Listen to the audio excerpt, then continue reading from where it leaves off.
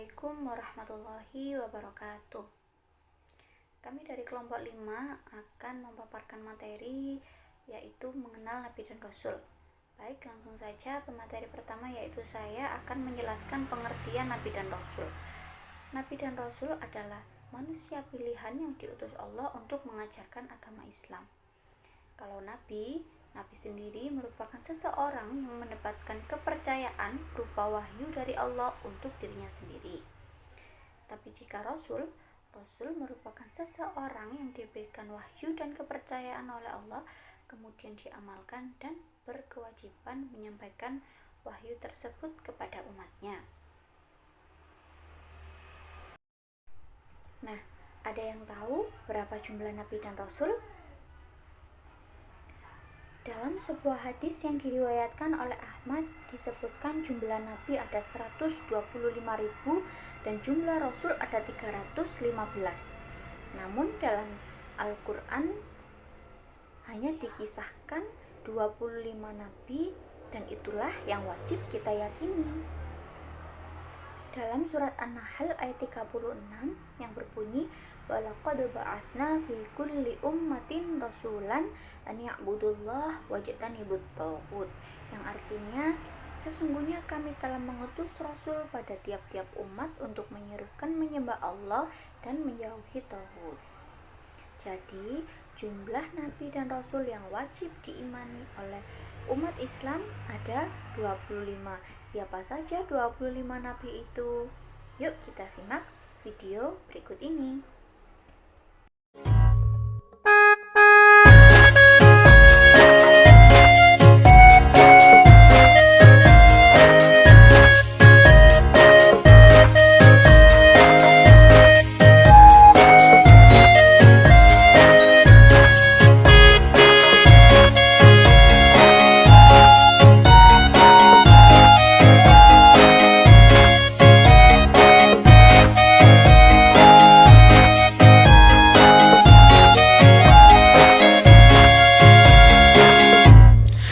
As-salatu ala nabi wassalamu ala rasul wal anbiya'il mursalin kulluhum mukramun.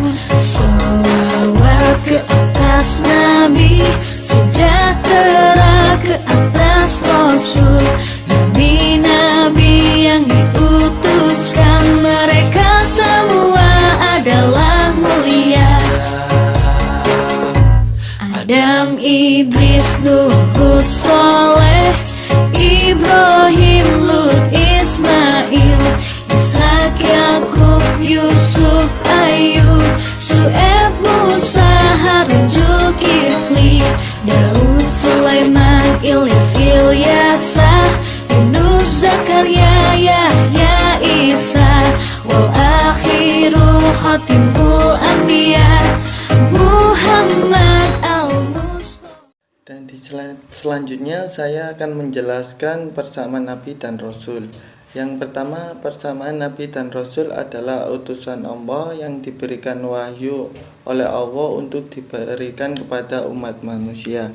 Dalam Quran surat Al-Hajj ayat 52 dijelaskan, dan kami tidak mengutus seorang Rasul dan tidak pula seorang Nabi sebelum engkau Muhammad, melainkan apabila dia mempunyai suatu keinginan, setan pun memasukkan godaan-godaan ke dalam keinginannya itu. Persamaan yang kedua yaitu setiap Nabi dan Rasul yang dikirim oleh Allah adalah laki-laki. Dalam Al-Quran sudah dijelaskan bahwa tidak ada nabi perempuan. Dalam Al-Quran juga sudah dijelaskan, yaitu Quran surat An-Nahl ayat 43 yang berbunyi wa ma arsalna min qablika illa rijalan nuhi ilaihim fas'alu ahla dzikri in kuntum la ta'lamun, yang artinya dan kami tidak mengutus sebelum kamu kecuali orang-orang lelaki yang kami beri wahyu kepada mereka, maka bertanyalah kepada orang yang mempunyai pengetahuan jika kamu tidak mengetahui. Quran Surat An-Nahl ayat 43. Dari ayat di atas harus disampaikan pada semua orang karena dakwah Nabi adalah hak setiap umat manusia, miskin maupun kaya, tua maupun muda, laki-laki maupun perempuan. Oleh karena itu, seorang nabi dan rasul harus menyampaikan dengan jelas dan terang di hadapan orang banyak. Dan perempuan kadangkala susah melakukan hal-hal semacam ini sebab berbagai kendala yang dimilikinya. Yang ketiga yaitu ketika Nabi dan Rasul dilahirkan ke dunia sampai kematiannya, dia tidak memiliki sifat tercela karena Nabi dan Rasul memiliki sifat yang diselamatkan oleh Allah, yaitu sidik, yaitu benar, yang berarti bahwa semua kegiatan atau hal yang dilakukan oleh Nabi dan Rasul adalah benar. Yang kedua, dapat dipercaya atau amanah. Untuk memberikan wahyu yang diterima Nabi dan Rasul, haruslah orang-orang yang dapat dipercaya.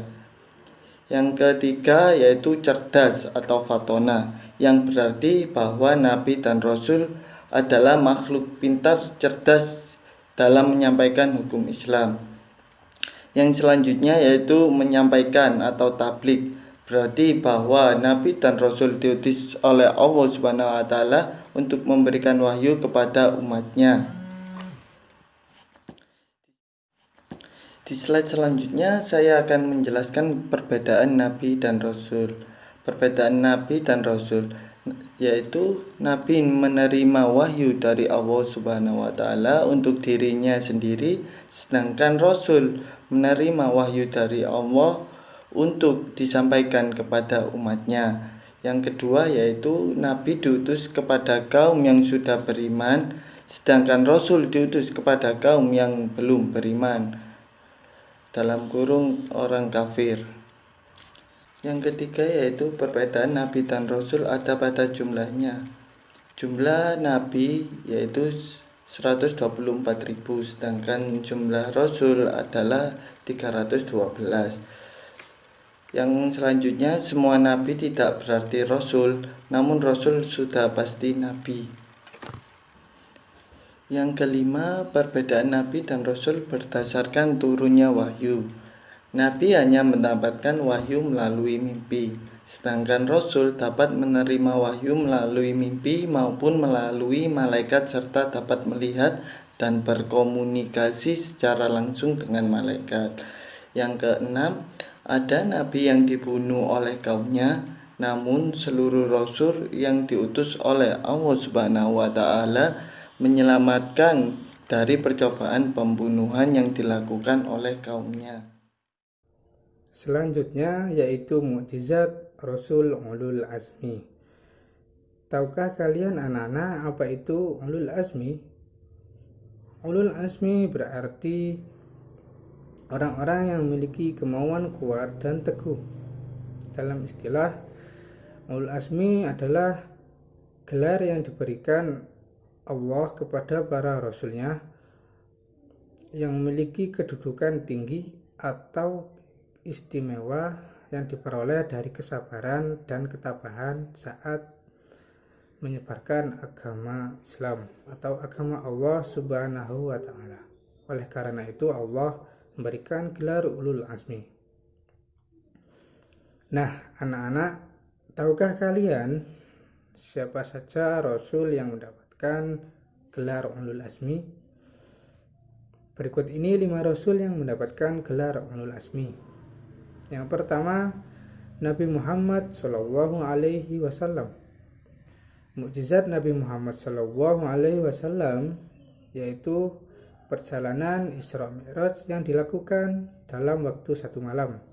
Selain itu, Nabi Muhammad juga diberikan keistimewaan berupa kitab suci Al-Quran sebagai mukjizat beliau. Yang kedua, Nabi Isa alaihi salam. Mukjizat Nabi Isa alaihi salam yaitu dapat menyembuhkan berbagai macam penyakit dan juga dapat menghidupkan kembali orang yang sudah meninggal dengan izin Allah Subhanahu wa Ta'ala. Selain itu, Nabi Isa juga mendapatkan mukjizat berupa dapat berbicara sesaat setelah beliau dilahirkan. Yang ketiga, Nabi Musa alaihissalam. Mukjizat Nabi Musa alaihissalam adalah memiliki tongkat yang dapat melawan penyihir-penyihir dari Raja Fir'aun. Tongkat beliau dapat berubah menjadi ular, serta dapat membelah Laut Merah sehingga dapat diseberangi oleh Nabi Musa alaihissalam. Lalu yang keempat, Nabi Ibrahim alaihissalam. Mukjizat Nabi Ibrahim alaihissalam berupa tidak hangus terbakar oleh api. Saat itu Nabi Ibrahim dilemparkan ke dalam kobaran api oleh Raja Namrud. Akan tetapi Allah menyelamatkannya sehingga tidak ada satupun api yang membakar Nabi Ibrahim. Itulah mukjizat beliau. Yang kelima, Nabi Nuh alaihissalam. Mukjizat Nabi Nuh alaihissalam adalah membuat perahu besar. Perintah membuat perahu besar adalah dari Allah Subhanahu wa Ta'ala karena akan terjadi banjir bandang. Akan tetapi kaum Nabi Nuh mengolok-olok beliau dengan menganggap bahwa beliau sudah gila karena pada saat itu musim kemarau yang panjang dan tidak mungkin akan terjadi banjir bandang. Ternyata banjir bandang benar-benar terjadi sehingga menghanyutkan kaum Nabi Nuh yang menentang beliau. Itulah mukjizat Nabi Nuh. Itu beberapa mukjizat yang dimiliki oleh Rasul Ulul Azmi. Baik, pembahasan yang selanjutnya adalah tentang sifat Nabi dan Rasul. Nah, di sini ada yang tahu apa saja sifat Nabi dan Rasul itu? Oke, kita akan bahas satu persatu ya. Sifat Nabi dan Rasul yang pertama ada sidik. Ada yang tahu arti sidik itu apa? Ya, sidik artinya benar atau Nabi dan Rasul dalam menyampaikan wahyu atau dalam melakukan segala kegiatan itu selalu melakukan dengan baik. Nah, sifat Nabi dan Rasul yang kedua itu apa? Ya, sifat Nabi dan Rasul yang kedua itu adalah amanah. Ada yang tahu apa itu amanah? Ya, amanah artinya dapat dipercaya. Jadi, Nabi dan Rasul itu dipercaya oleh Allah untuk memberikan atau menyampaikan wahyu kepada umat Islam.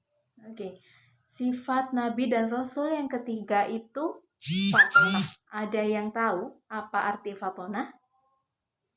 Ya, fatonah artinya cerdas atau yang berarti Nabi dan Rasul itu adalah makhluk yang pintar atau yang cerdas dalam menyampaikan wahyu atau hukum-hukum Islam. Ya, sifat Nabi dan Rasul yang terakhir itu adalah tabligh. Ada yang tahu artinya tabligh? Ya, tabligh artinya menyampaikan, yaitu bahwa Nabi dan Rasul itu diutus oleh Allah untuk memberikan wahyu kepada umat Islam. Oke, kita menuju pembahasan yang terakhir ya. Pembahasan yang terakhir yaitu hikmah beriman kepada Nabi dan Rasul. Ada yang tahu apa saja hikmah beriman kepada Nabi dan Rasul itu? Oke, kita akan membahasnya ya. Nah, hikmah beriman kepada Nabi dan Rasul yang pertama yaitu makin sempurna imannya. Jadi, seseorang yang beriman kepada Nabi dan Rasul, imannya itu akan sempurna. Sudah tahu kan apa saja itu rukun-rukun iman? Nah, salah satunya adalah beriman kepada nabi dan rasul. Nah, hikmah yang kedua itu apa? Ada yang tahu? Ya, hikmah yang kedua yaitu terdorong untuk menjadikan contoh dalam hidupnya. Jadi, seseorang yang beriman kepada nabi dan rasul itu akan terdorong untuk mencontoh nabi atau rasul. Jadi, tindakan atau apapun yang dilakukan oleh nabi dan rasul, dia akan merasa terdorong untuk melakukan hal yang sama dengan nabi dan rasul. Oke, hikmah yang ketiga ada yang tahu? Ya, hikmah yang ketiga yaitu terdorong untuk melakukan perilaku sosial yang baik. Jadi, seseorang yang melakukan yang beriman kepada nabi dan rasul, dia akan cenderung untuk melakukan perilaku-perilaku yang baik. Perilaku-perilaku yang disukai oleh atau yang diridhoi oleh nabi dan rasul Allah. Oke. Hikmah yang keempat, ada yang tahu apa itu hikmah yang keempat? Ya, hikmah yang keempat yaitu memiliki teladan dalam hidupnya. Jadi seseorang yang beriman kepada nabi dan rasul, orang itu memiliki teladan. Siapa sih yang dijadikan contoh dalam hidupnya? Siapa sih yang ia jadikan teladan dalam hidupnya? Ya, teladannya yaitu nabi atau rasul. Nah, hikmah yang selanjutnya, hikmah beriman kepada nabi dan rasul yang selanjutnya adalah mencintai para rasul dengan cara mengikuti dan mengamalkan ajarannya. Jadi, orang yang beriman kepada nabi dan rasul itu dia akan melakukan apa yang diajarkan oleh nabi dan rasul, dan dia pasti akan meninggalkan larangannya juga. Jadi apa yang diajarkan oleh nabi dan rasul itu dia laksanakan, dan apa yang dilarang oleh nabi dan rasul itu dia tinggalkan. Nah, hikmah beriman kepada nabi dan rasul yang terakhir yaitu mengetahui hakikat dirinya bahwa dia itu diciptakan oleh Allah untuk mengabdi kepada nabi dan rasul dan kepada Allah, ya. Jadi manusia atau orang yang beriman kepada nabi dan rasul, dia itu tahu kalau dia diciptakan di dunia ini tidak lain adalah untuk mengabdi kepada Allah dengan cara beribadah, dengan cara menjalankan apa yang diperintahkan dan meninggalkan apa yang dilarang. Oke, anak-anak, sekian dulu materi hari ini. Dilanjut dengan materi esok ya. Oke, wassalamualaikum warahmatullahi wabarakatuh. Baik, yang terakhir kita akan membahas tentang perilaku beriman kepada Rasulullah. Anak-anak, siapa yang tahu perilaku yang mencerminkan beriman kepada Allah itu apa? Ya, kalau gitu sekarang kita akan bahasnya ya. Perilaku yang mencerminkan beriman kepada Rasul Allah. Yang pertama, jujur dalam segala perbuatan. Jadi, ketika kita akan melakukan sesuatu, ketika kita berkata, kita itu selalu berkata dan bertindak jujur. Nah, perilaku yang kedua yaitu berkata baik dan benar kepada siapapun. Jadi ini berkaitan dengan yang nomor satu tadi ya. Jadi ketika kita berkata, ketika kita bertindak, kita itu bertindak dengan benar. Ketika kita bertindak dengan baik, dengan jujur gitu. Nah, perilaku yang ketiga yaitu melaksanakan amanah, baik itu dari guru, dari orang tua ataupun dari orang lain.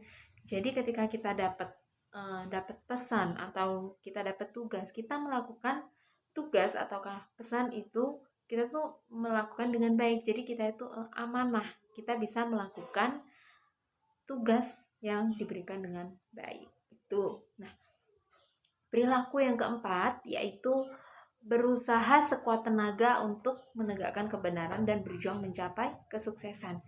Jadi kita itu ketika melakukan sesuatu, kita itu berjuang untuk menegakkan kebenaran. Mana yang benar, itu kita berjuang kalau kita itu benar gitu. Nah, selain itu kita juga selalu senantiasa belajar, berjuang untuk kita itu bisa sukses gitu. Nah, perilaku yang kelima yaitu gemar menuntut ilmu. Nah, perilaku mencerminkan beriman kepada Allah yaitu gemar menuntut ilmu. Jadi kita tidak pernah lelah untuk menuntut ilmu. Nah, perilaku beriman kepada Rasul Allah yang selanjutnya yaitu gemar membaca sholawat Nabi. Jadi kalau kita beriman kepada Rasul Allah, pasti kita akan suka untuk membaca sholawat Nabi.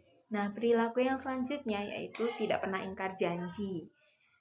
Nah, jadi ketika kita berjanji, kita itu menepati janji, bukan mengingkari. Nah, perilaku yang selanjutnya yaitu melaksanakan dan menaati risalah. Iya. Jadi kalau kita dapat risalah atau apa itu, kita itu melaksanakan risalah tersebut. Nah, perilaku yang selanjutnya yaitu taat beribadah. Kalau kita beriman kepada Rasul Allah, kita tahu kalau kita diciptakan di bumi ini adalah untuk mengabdi, untuk beribadah kepada Allah. Jadi kalau kita beriman kepada Rasul Allah, sudah pasti kita akan taat dalam beribadah. Nah, perilaku yang selanjutnya yaitu meneladani perilaku Rasul. Ya, jadi kalau kita beriman kepada Rasul Allah itu kita pasti menjadikan perilaku Rasul itu menjadikan sebagai teladan untuk hidup kita. Nah, untuk perilaku yang terakhir yaitu rutin membaca Al-Quran. Jadi kalau kita beriman kepada Allah, kita tentu akan rutin dalam membaca Al-Quran.